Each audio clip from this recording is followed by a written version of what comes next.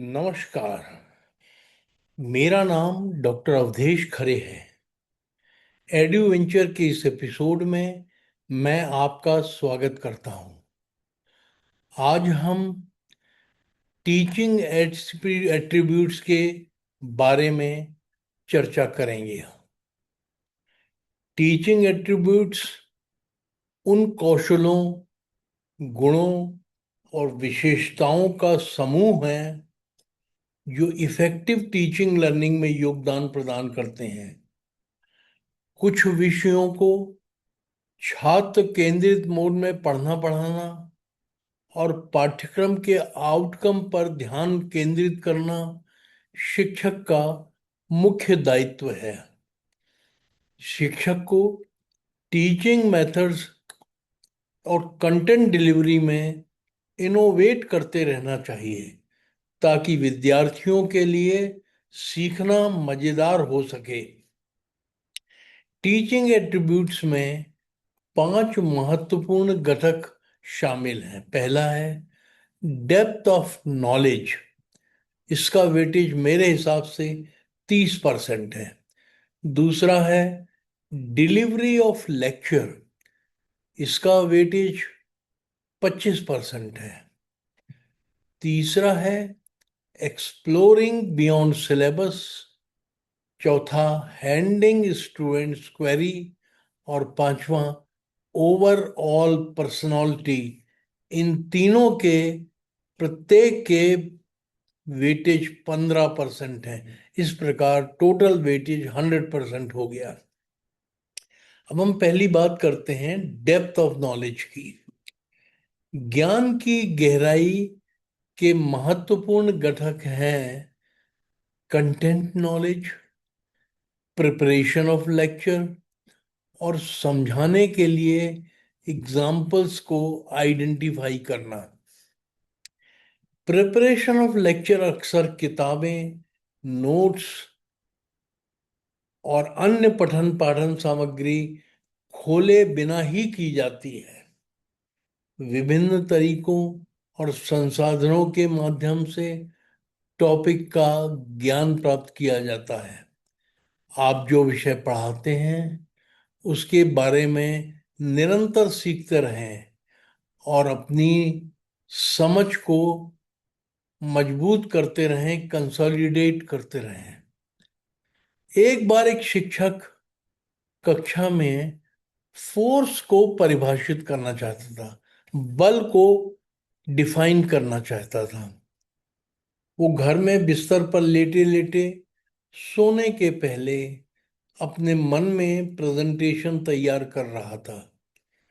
उसने सोचा कि वो फोर्स को परिभाषित करने के लिए न्यूटन के गति के दूसरे नियम का उपयोग करेगा, और वो नियम है बल बराबर द्रव्यमान गुणे त्वरण।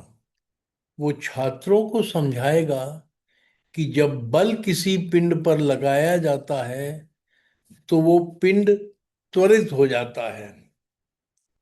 तभी उसके दिमाग में आया कि अगर कोई छात्र तर्क देता है कि सर, मैं दीवार को धक्का देने के लिए बल लगा रहा हूं, लेकिन ये दीवार तो त्वरित हो ही नहीं रही है, तो उसे तुरंत समझ में आ गया कि जिस तरह से वो बल को परिभाषित करने की कोशिश कर रहा है वो उचित नहीं है।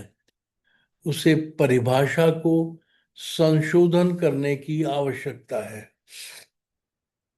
संभवतः बेहतर परिभाषा ये हो सकती है कि बल जब किसी पिंड पर लगाया जाता है तो या तो बल उसकी स्टेट ऑफ रेस्ट को बदल देता है या उसको बदलने का प्रयास करता है।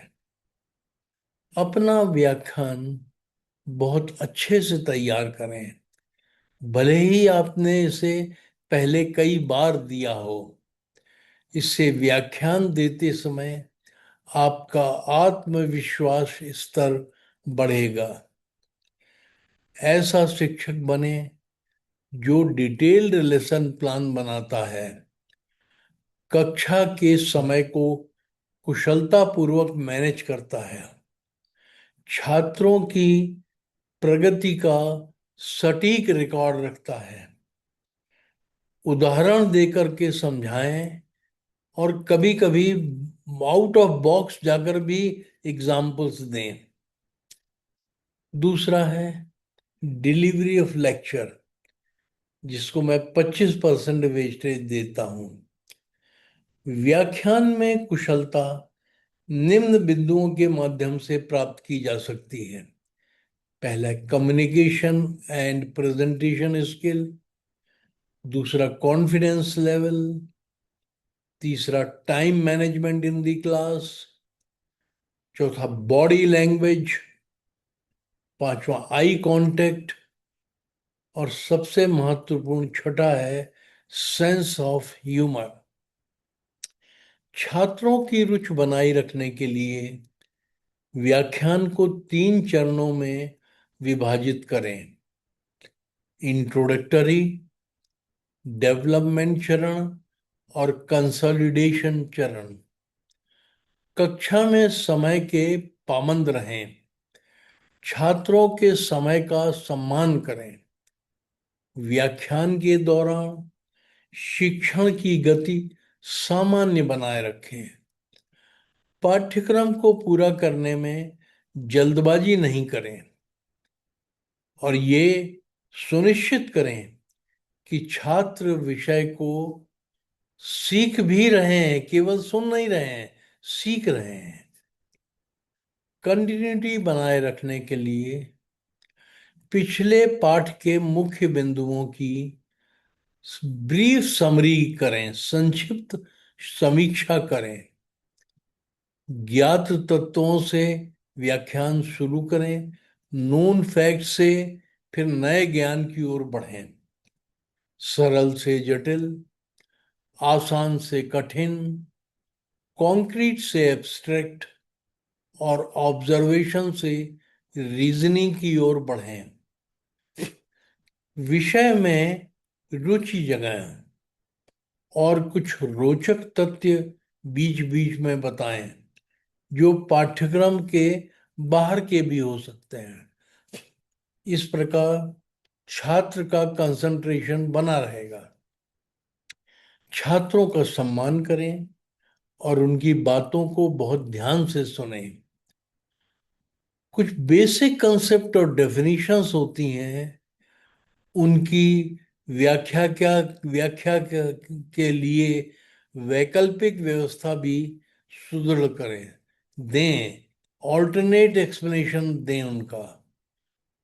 बोर्ड को, ब्लैक बोर्ड को प्रभावी ढंग से मैनेज करें ताकि साथ छात्र को समझने और नोट्स लेने का समय भी मिल सके।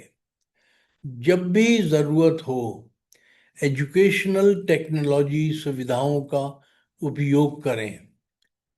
छात्रों के पूरे वर्ग को क्लास में संबोधित करें, चाहो चारों ओर देखें किसी एक पक्ष या बोर्ड को हमेशा मत देखें।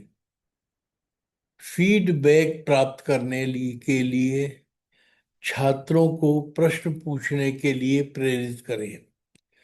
प्रश्न पूछने से छात्रों को सोचने की क्षमता विकसित होती है। पूछे गए प्रश्नों का उत्तर देने में जल्दबाजी नहीं करें। छात्रों को उनको सही उत्तर तैयार करने के लिए मार्गदर्शन प्रदान करें। छात्रों के हर प्रयास की प्रशंसा करें और उन्हें सदैव प्रोत्साहित करें। क्लास के अंत में एक कंसोलिडेटेड समरी प्रस्तुत करें, जिसे अगले लेक्चर की शुरुआत में रिपीट कर सकते हैं। यदि आप कक्षा में किसी सवाल का उत्तर नहीं दे पाए हैं तो डिफेंसिव नहीं हो। छात्रों से कहें कि आप उत्तर बाद में देंगे। याद रखें, कड़ी मेहनत और दृढ़ संकल्प का पुरस्कार ही गुड लक होता है। गुड लक अलग चीज नहीं होती। फ्यूचर रेफरेंस के लिए हैंडआउट्स, संदर्भ, पुस्तक सूची, वेबसाइट का पता सब बच्चों को दें। कक्षा के छात्रों के सीखने की स्तर की जांच करने के लिए कभी कभी शॉर्ट क्विज भी लें। पैशन और कंपैशन के साथ पढ़ाएं। कक्षा में ओपन कम्युनिकेशन को प्रोत्साहित करें। खुल करके बातें करें और बच्चों को भी बातें करने दें। छात्रों को प्रश्न पूछने और डिस्कशन में भाग लेने में कंफर्टेबल महसूस कराएं। आपकी आवाज तेज और स्पष्ट होनी चाहिए। मन में नहीं भुनभुनाएं। याद रखें, if you keep chasing perfection, somewhere on the way you may catch excellence। व्याख्यान के दौरान अपनी आवाज को मॉड्यूलेट करें। की पॉइंट्स पर जोर दें। इसे दोहरा भी सकते हैं, रिपीट करें। नॉन वर्बल कम्युनिकेशन जैसे मुद्रा, हाव भाव, चेहरे की अभिव्यक्ति, आंख से संपर्क, आई कांटेक्ट, निकटता का प्रभावी ढंग से उपयोग करें और क्लास के अंदर घूमें, बीच बीच में चले जाएं। विभिन्न शिक्षण विधियों और स्ट्रेटजीज के बारे में जानकारी लें और उन्हें लागू करने का अभ्यास करें। छात्रों और सहकर्मियों के साथ क्लियर और संक्षिप्त संचार करें। क्लैरिटी होनी चाहिए। कक्षा को ह्यूमरस माहौल बनाएं ताकि सभी को सीखने में मजा आए। तीसरा है एक्सप्लोरिंग बियॉन्ड सिलेबस, जिसको मैं 15% वेटेज देता हूँ। इसका अर्थ है कक्षा में अलग अलग व्यवहारिक उदाहरण देना। इसके कंपोनेंट्स हैं इनोवेटिव आइडियाज पेश करना। कक्षा में बीच बीच में आप इनोवेटिव आइडियाज दें। मोटिवेशनल पावर रखना। टेक्नो फ्रेंडलीनेस का प्रयोग करना।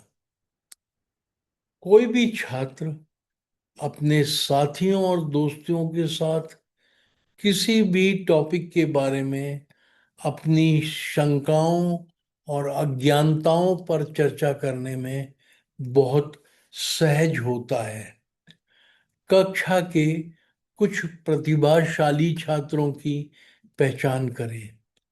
जिन विषयों को वे अपने साथियों को पढ़ाने में बहुत सहज होते हैं, हो सकते हैं, उन विषयों में छात्रों की शंकाओं को दूर करने का काम सौंपना एक अच्छा आइडिया है। हम इसे ईच वन टीच वन कह सकते हैं। कक्षा में कुछ ऐसे छात्र होते हैं जो एकेडमिकली तो बहुत होशियार होते हैं, लेकिन अपनी पढ़ाई को जारी रखने के लिए उन्हें कुछ वित्तीय सहायता की आवश्यकता भी होती है। ऐसे प्रतिभाशाली छात्रों को पहचान कर उन्हें जूनियर कक्षा की ट्यूटोरियल कक्षाओं को संभालने की जिम्मेदारी दें। हम इसे earn while you learn program भी कह सकते हैं। कंसेप्चुअल टॉपिक को ग्रुप लर्निंग के माध्यम से डिस्कस करें। इसमें शिक्षकों का एक समूह एक्टिविटीज को संचालन करता है। सभी शिक्षक बैठ जाते हैं एक क्लासरूम में, एक सदस्य शिक्षक बन जाता है और किसी टॉपिक को समझाता है, जबकि अन्य शिक्षक सदस्य छात्र बनकर सुनते हैं और आपस में डिस्कस करते हैं।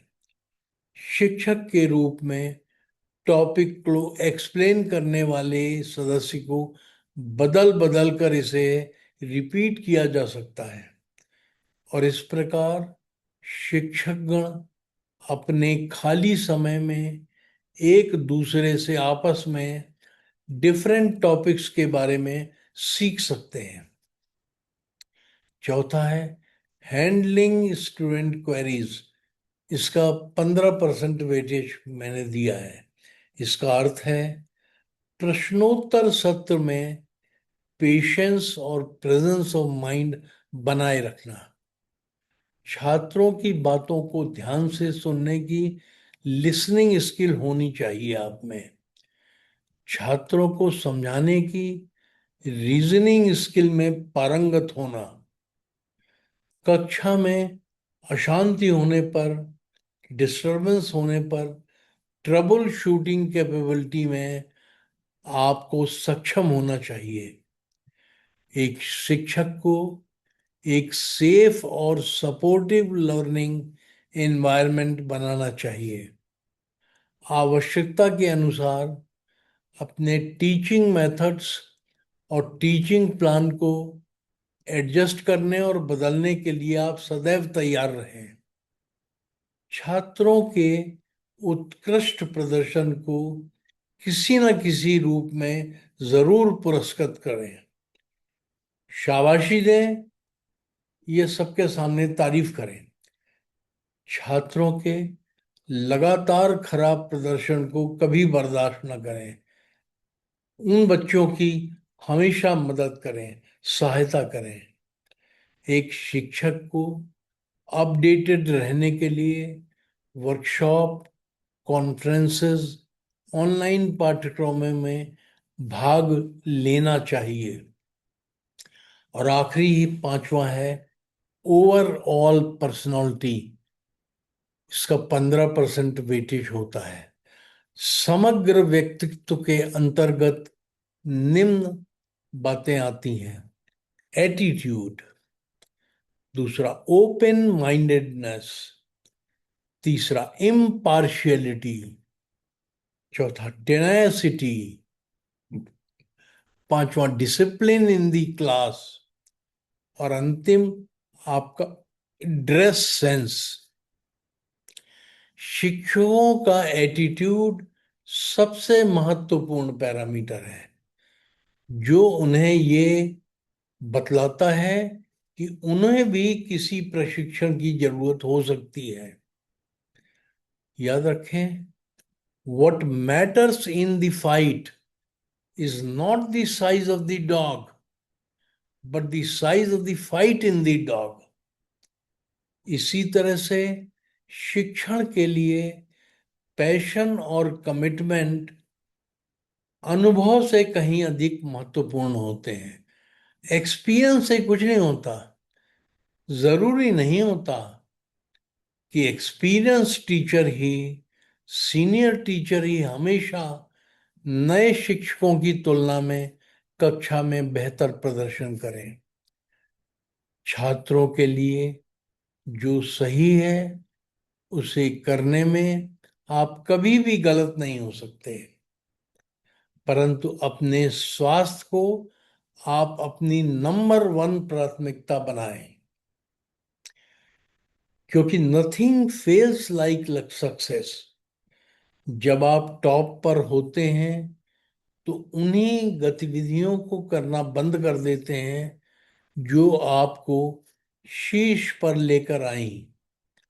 छोटे छोटे महत्वहीन प्रतीत होने वाले इनोवेटिव स्टेप्स समय के साथ चौंकाने वाले अद्भुत उपलब्धियां बन जाते हैं। शिक्षण के प्रति प्रतिबद्ध और समर्पित रहें।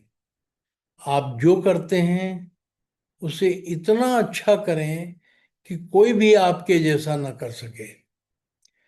जो विषय सबसे कठिन होते हैं उन्हें पढ़ाने के लिए स्वीकार करना अक्सर एक बहुत अच्छी परंपरा है। अच्छे शिक्षक सबसे समर्पित लर्नर होते हैं।